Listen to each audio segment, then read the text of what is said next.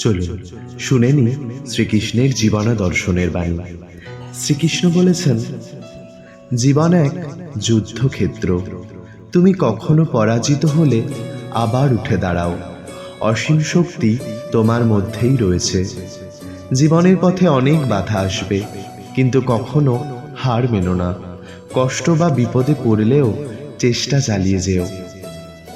যদি তুমি মনে করো তোমার কষ্ট অবশ্যম্ভাবী, তবুও তুমি অবশ্যই উঠে দাঁড়াও। যে কোনো পরিস্থিতির দুঃখ বা কষ্ট যত কঠিনই হোক, তোমার মনোবল এবং শক্তি হারানোর নয়। সর্বোচ্চ চেষ্টা করো, বাকিটা ফলের হাতে ছেড়ে দাও। কারণ ফলকে তুমি নিয়ন্ত্রণ করতে পারো না, কিন্তু কর্ম তুমি নিয়ন্ত্রণ করতে পারো। তোমার প্রতিটি কর্মই তোমার জীবনের গন্তব্য নির্ধারণ করবে। কাজ করো, কিন্তু ফলের চিন্তা করো না।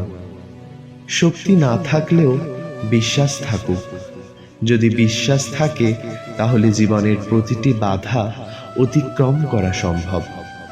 জীবনে এমন মুহূর্ত আসবে যখন মনে হবে তুমি একা, কিন্তু বিশ্বাস থাকলে তুমি একাই সমগ্র পৃথিবীতে অতিক্রম করতে পারো।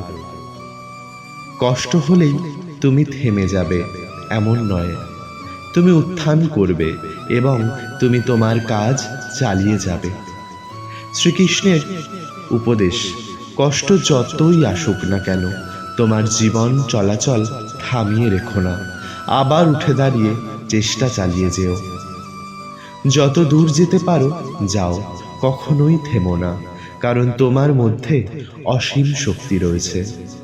জীবনটাই একটা চলমান যাত্রা। কোনো বাধা বা বিপদে থেমে যেও না। একে একে সব কিছু পার করতে হবে। শুধু নিজের শক্তিকে বিশ্বাস রাখো। দুঃখই জীবনের অভ্যাস, কিন্তু সেই দুঃখেই লুকিয়ে থাকে শক্তি ও সাহস। জীবন এক ধরনের পরীক্ষা। দুঃখ কষ্টের মধ্যেই তুমি শিখবে, তুমি উন্নতি করবে। দুঃখ কখনো পরাজয়ের ইঙ্গিত নয়, বরং শক্তির উত্থান। যে ব্যক্তি জীবনের যে কোনো পরিস্থিতিতে হাসতে পারে, সে প্রকৃতভাবে শক্তিশালী। সমস্যা বা বিপদ আসলেও যদি তুমি হাসি মুখে এগিয়ে যেতে পারো, তাহলে তুমি সত্যিকারের জয়ী।